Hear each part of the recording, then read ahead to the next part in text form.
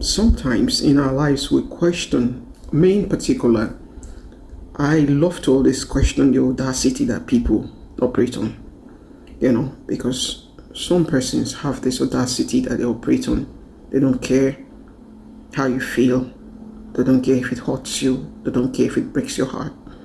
And most times I like to question the audacity that these people operate from, because one of the major questions I ask is, if this person could be this wicked and careless and mean, he's operating on audacity, or demonic or satanic audacity. Most times they're even ignorant, because they just feel they have this pride and they have this thing that they have going on for them. Then means maybe the audacity of their money or their wealth or whatever, or their connection. So I normally question it.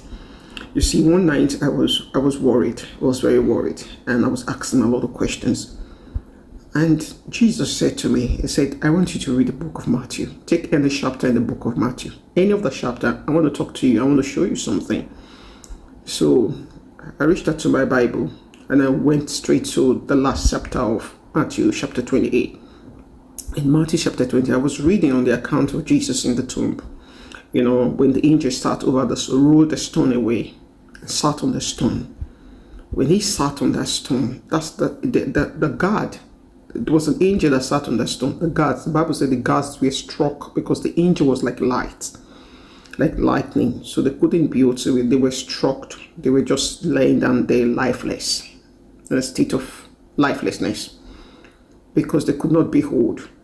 See, the soldiers that were kept over the tomb of Jesus, they were operating under the authority of the state, the Roman Empire as at that time. They were operating under the authority and under the audacity of the authority of the state,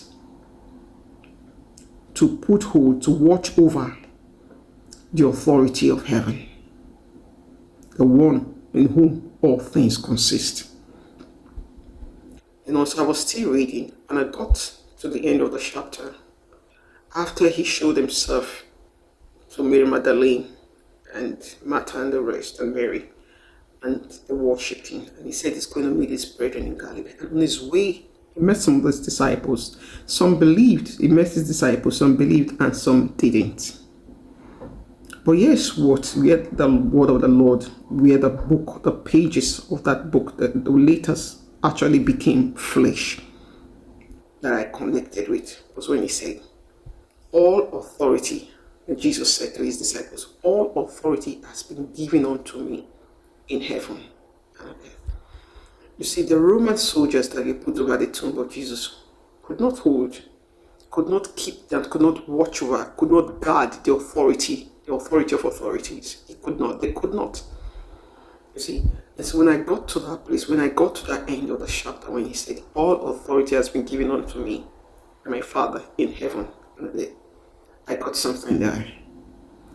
And I said, okay, everybody operating in any form of authority or power or institutions or government, they are operating on their own, one authority or the other.